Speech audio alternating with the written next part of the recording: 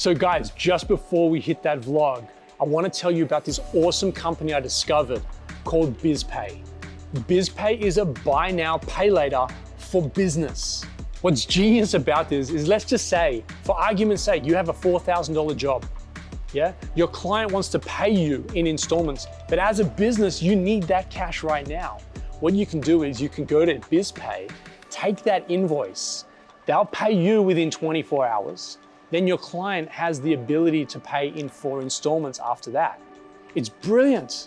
It enables you to go faster. It enables your client to go slower, right? And everybody wins. I think coming out of pandemic, this buy now, pay later business, BizPay, is going to be the angel for a lot of small, medium enterprises. And I personally couldn't give it more of an endorsement if I tried. Anyway, guys, back to the vlog.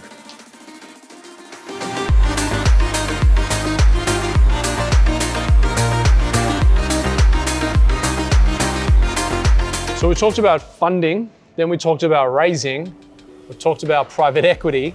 Now let's talk about the exit. Yeah, that's right. M&A has got to be a topic for 2022. I think so. The Afterpay acquisition by Square was the biggest corporate transaction ever done in Australia.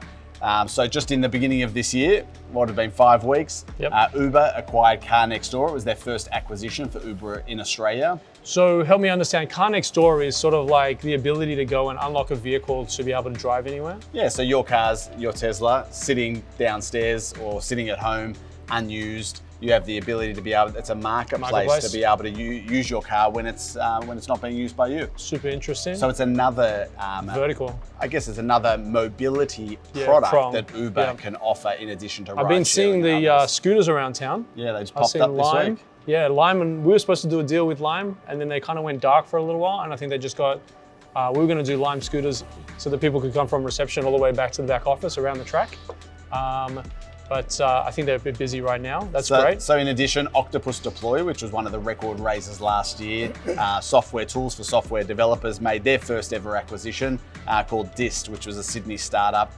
So the M&A, whether they're small stuff, Atlassian also did an acquisition in the past couple of weeks. So we're starting to see some small acquisitions take place, but no doubt that will grow into bigger M&A news throughout the year. I've heard some crazy things from the Atlassian boys.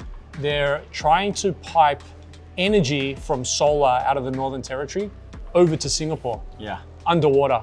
Yeah. Like just build out these incredible solar farms, like that run for thousands of kilometers and then send that energy back. My mind was blown on that. Yeah. Have you used Wordle over summer? You know what? I'm trying to resist, but I was with my sisters and my mom, and every morning they'd be on it. And I've seen my Twitter feed start to fill up with some of the stuff. So last week there was an article in The Australian quoting with quotes from Rachel Newman from Flying Fox and Nick Crocker from Blackbird. They're having a bit of fun. How much is Wordle worth? If someone was to acquire it or value it, you know, it's a single game. You know, would they do ad revenue? How would you value it or whatever? 2 days later, bang, New York Times purchased Wordle for low 7-figure digits. So somewhere between, let's say, 1 million and 5 million maybe. But regardless, this guy launched it as a hobby a couple of months ago, and it's off into the games category within New York Times. So I've been avoiding it, like I jumped straight into Clubhouse. We jumped straight into Clubhouse. In fact, I only really got into Clubhouse because you were doing a weekly venture. I just needed to hear your voice, just that extra half an hour a week. Beautiful 8 a.m. on a Tuesday. Yeah. I had leadership meetings during that time, and I'd cancel them on a Tuesday to participate, or at least be a listener. You think Wordle's going to be another Clubhouse, or well, you think it's? I'm competing with my daughter every morning before breakfast, so it's definitely there. There's a bit of fun. It's fun. It's short. It's kind of like as Rachel Newman said, it's the opposite of what games are meant to be about. Games are about engagement and keeping you there as long as possible, and doing the in-app purchases or advertising or whatever. This is like the shorter the better.